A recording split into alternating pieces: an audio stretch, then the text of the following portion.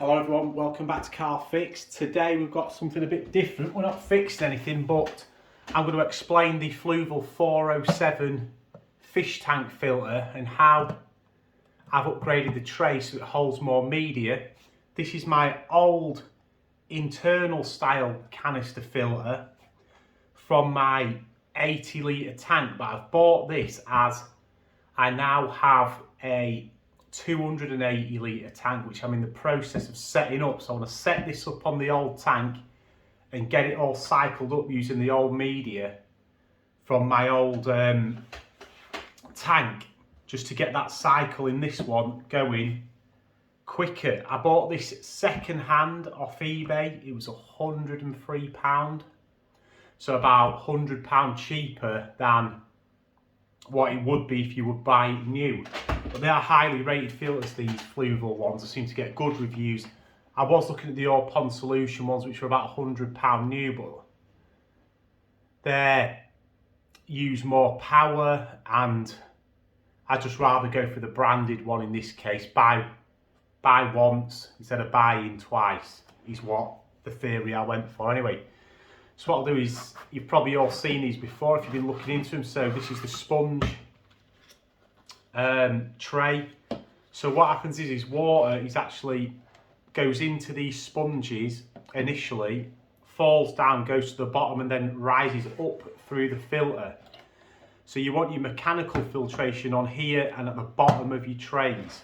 So we have some coarse sponge here with the egg crate. Look for more surface area, and some flat sponge here, just for some extra filtration. I think this is actually an upgrade, because from videos I've seen, I think you just get 4 of these flat ones. So I have got some more media. That's the good thing about buying second hand as well, is these filters don't come with that much media inside. So by buying second hand, I've got these coarser, more surface area foams. And also, if I pull the trays out, I've got this wood here and some tissue, because they have obviously been on, so I'm trying not to get water all over the place. So it comes with a lid. Just take the lid off, and then it comes with these 4 media trays. So at the minute, I haven't got any in the top, because that's where I'm going to be putting my new media. And then it comes with all these bio rings. So there's these ones that are a bit more, look like they're a bit more dense. And then there's these fatter ones which feel like they're a lot more crumbly, like there's a lot more porousness to them. So there's a tray full of basically the more porous ones there, and then a tray full of the more dense ones. And then at the bottom there's some more sponges. I think these are the original Fluval sponges. I'm potentially going to put some filter floss on the top of here, but the thing I know filter floss gets your tank super clear. I've never really had a problem with water clarity, even with just this smaller filter. Problem if you put filter floss in, I feel like you need to service your filter more, because it gets clogged up a lot quicker and starts to reduce the flow in your filter. So I'm going to try running it without floss, and if I do suffer with filter water quality, well, not quality, but cloudiness or impurities in the water, I'll try the floss. So I'll just put that back in there for now, so I don't get water everywhere. And then this is what I had in my old filter. So I had some sponges at the front, which I won't be putting them into here as we've got enough sponge, but I've got these plastic bio balls, which I'm going to put in there. Then I've got some more of these bio rings. These are kind of in between them two, so they're going to go in there as well. And then I've always been a fan of lava rock. So just plain old lava rock you can get from the garden centre or whatever. It's just rock, obviously, and it's full of small holes and extremely porous for filters and biomass and biological. What I'm trying to say is for bacteria to get in all the pure pores and makes a really good, cheap filter media, the same as stuff like Alpha Grog and whatnot, really. It's probably a cheaper way of doing the same thing as this. Maybe it's not quite as good, but I've never had a problem with using lava rock. I think it's a cheap alternative to this kind of media. If you can't afford it and you want a cheap filter upgrade, I have no problem whatsoever with using lava rock. Like I said, this has been on this tank now for 3 or 4 years. My levels have always been perfect. So I'm going to throw this in here as well. Fill it up. Some bigger chunks. I'm just going to fill it up as much as I can.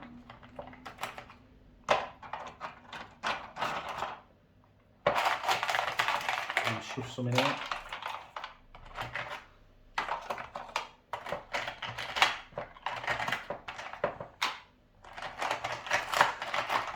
I don't know if it would have been wise to put this in the bottom tray so the bacteria can float through the filter, but it has. Both filters have been running for a few days actually on my tank as it is, so it should be fine.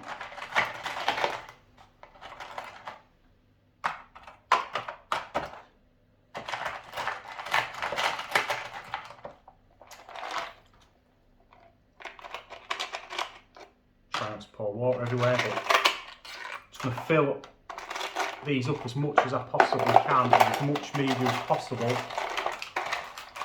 as much filtration as possible. I will put another video out on how to prime and take this filter in and out of your tank to clean it. It's actually extremely simple. I know a lot of people seem to say they have leaks or they have trouble trying to get it started again or whatever. I mean, I've only had the filter a couple of days and I've had it on and off a couple of times. And as long as you follow the correct procedure, I've had no leaks or anything. So just get all this in here.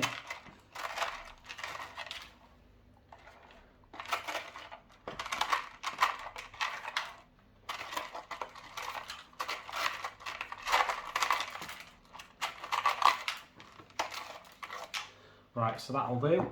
Hopefully these will all go together okay. There's not too much in there. Spread a bit out over the different layers so you can spread the bacteria around a bit.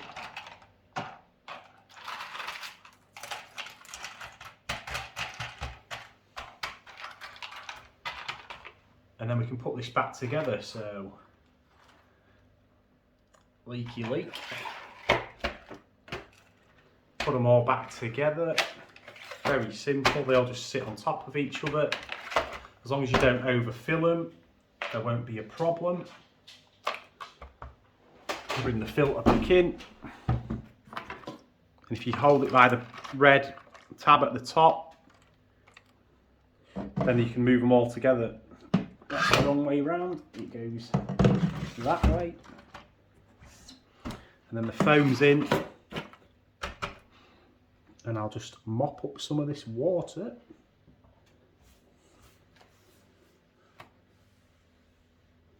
And I've got one other thing that I'm going to do. I'll just get it. And yeah, so the last thing I'm going to do to this filter, just to improve how often I have to actually get it all apart and drain it, clean it and whatnot, is the intake here comes with this mesh, obviously, to suck the water in. And it does have a ball there, so your fish and that can't get up when it's sucking. But in my current fish tank, I do have some small shrimp and I have guppies in the current fish tank, and they're always breeding. There's a lot of tiny babies and stuff, so I don't want them to be sucked into the filter. So what I'm going to do is take off that, and I have this spare fine sponge and just put it on the end. And the water sucks through the sponge, it'll take out all of the big stuff and the impurities to start with, so less of the actual crud gets in your filter. It's an easy way to pre-filter without buying one of those separate all pond solutions pre-filters that you put between your pipes into your filter, and obviously I know the Awaze filters have a pre-filter built into them that you can just pull out. Basically does the same thing, just some sponges to catch the initial rubbish and stop it getting in your filter, so you have to maintain it less. So yeah, that is how I've gone about increasing the media density in my Fluval FO7. I'm really impressed with the filter so far. I've never had a proper canister filter before, and over the few days I've been running it, I've really liked it. Like I say, no leaks, no spillages. If you do have to take it out and maintain it, I've had no problems with water going everywhere.